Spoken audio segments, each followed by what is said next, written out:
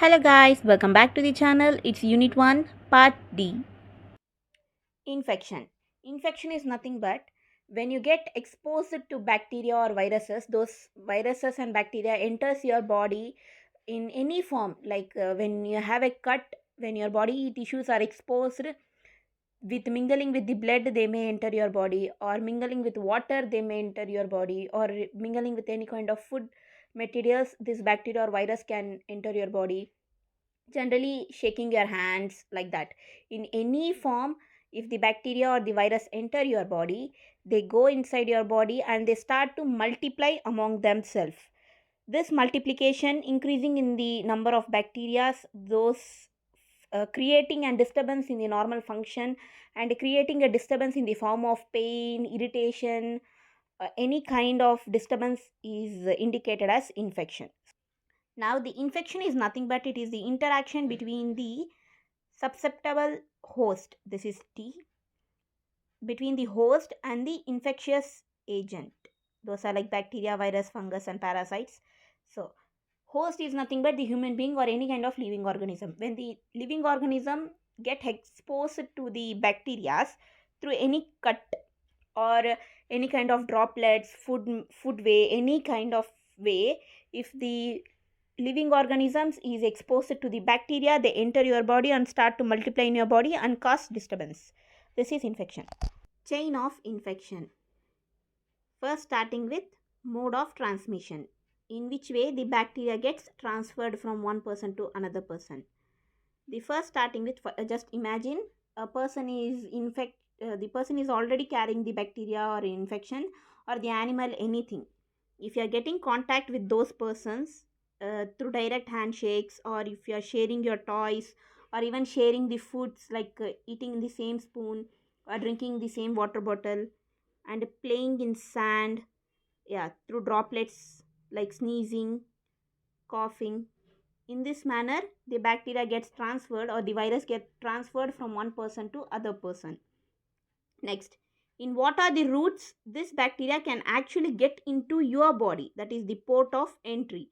It is through mouth while eating, like that, drinking water, through the cut of your skin by mingling with the blood, through eyes. And next, who is the actual victim of the bacteria? Actually, whoever is breathing, whoever is alive, is exposed to bacteria will get infection. But they have been given so much of explanation, like babies, children's, elders, people with weak immunization strength, unimmunized people, and everyone. More oftenly, who is exposed to infection is the babies. Next, who causes this infection? Bacteria, virus, parasites. Next, where this bacteria actually stay, where they live. The person one who is carrying the infection, in their body the bacteria actually stay and get multiplied and get transferred to other human beings, other animals also, if they are not taking the proper medication. And the animal one who is already exposed to the bacteria also, in that animal also the same thing, the bacteria multiply in their body. And in wild animals, food, soil, and water, in these places the bacteria actually live. And now, how the bacteria actually get out of our body, in the form of vomiting and saliva, in the form of blood, that is through the cut, and in the form of stool. This is the chain of infection. Inflammation.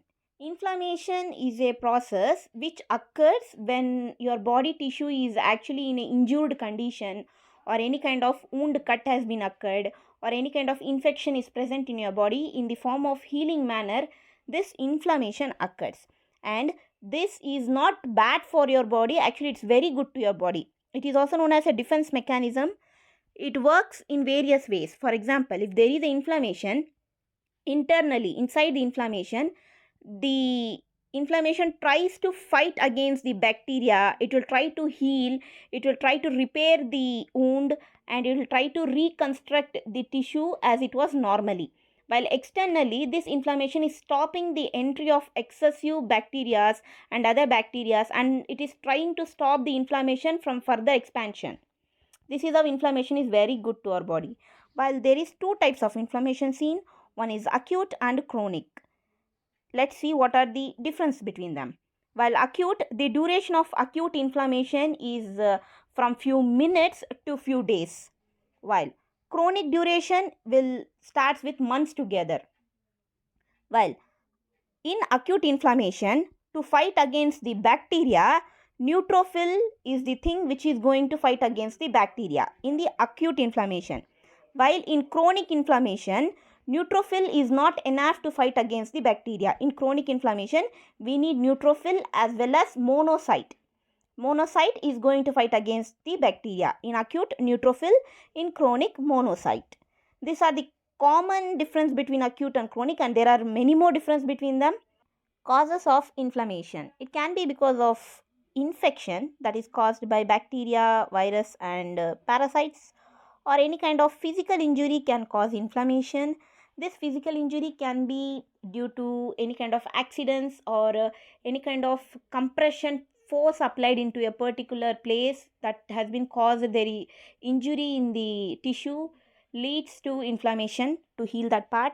While inflammation can be even due to exposed to the chemical substances, and mainly this one because of any underlying disease condition like ischemia or any kind of heart attack, any condition. Because of that, if the necrosis occurs in the tissue, death of the tissue, to heal that inflammation occurs. These are the causes of inflammation.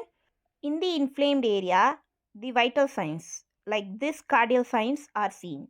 First is swelling, and then is redness. Redness is present in the swelling area because the vein which is present in the swelling area, for example the leg is swollen, at that leg the veins which is present there will be increased in size.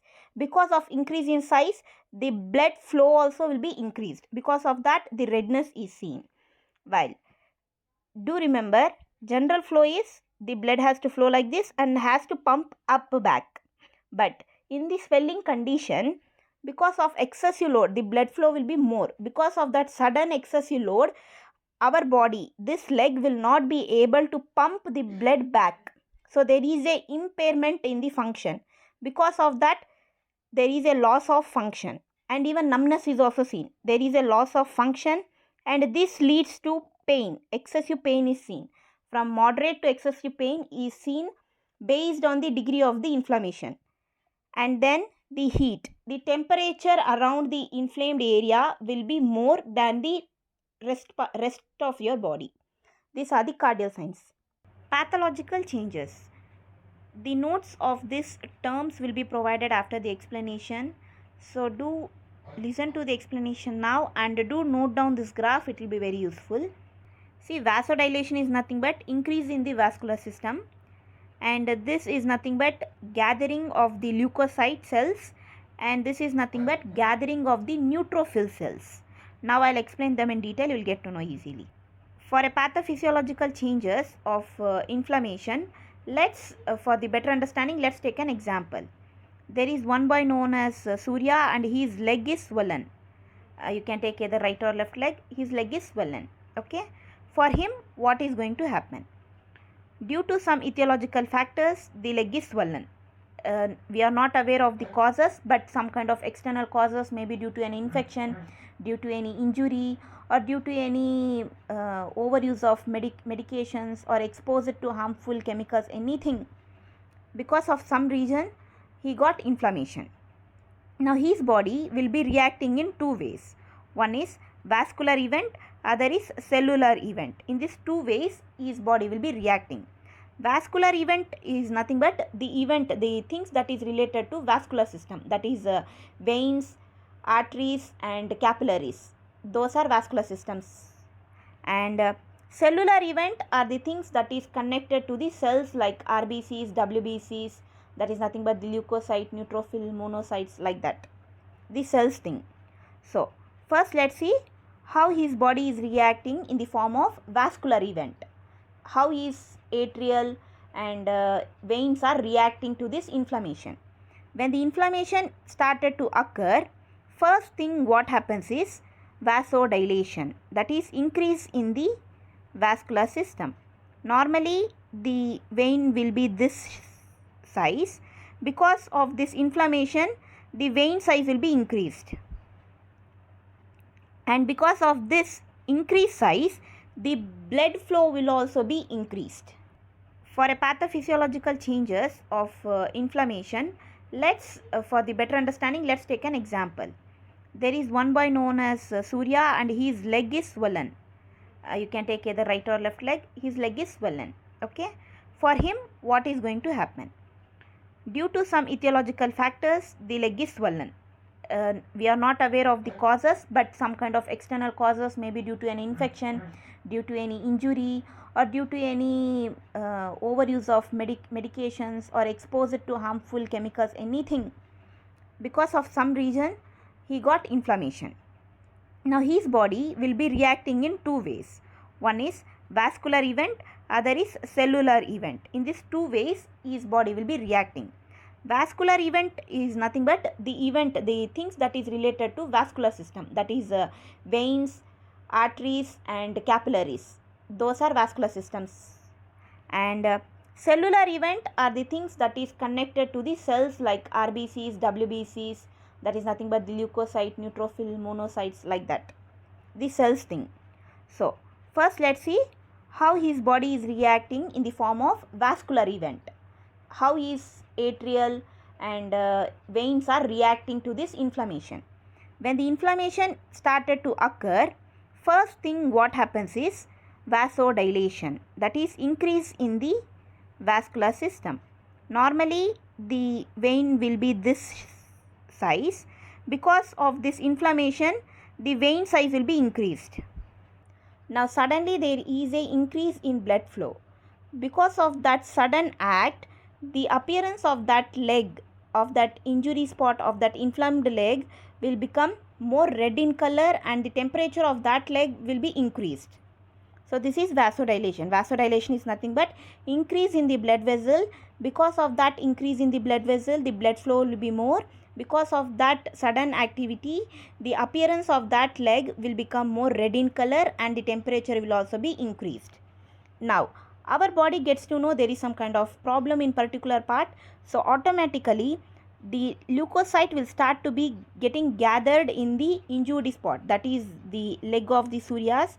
At that spot, the leukocyte will start to get gathered in the injury spot.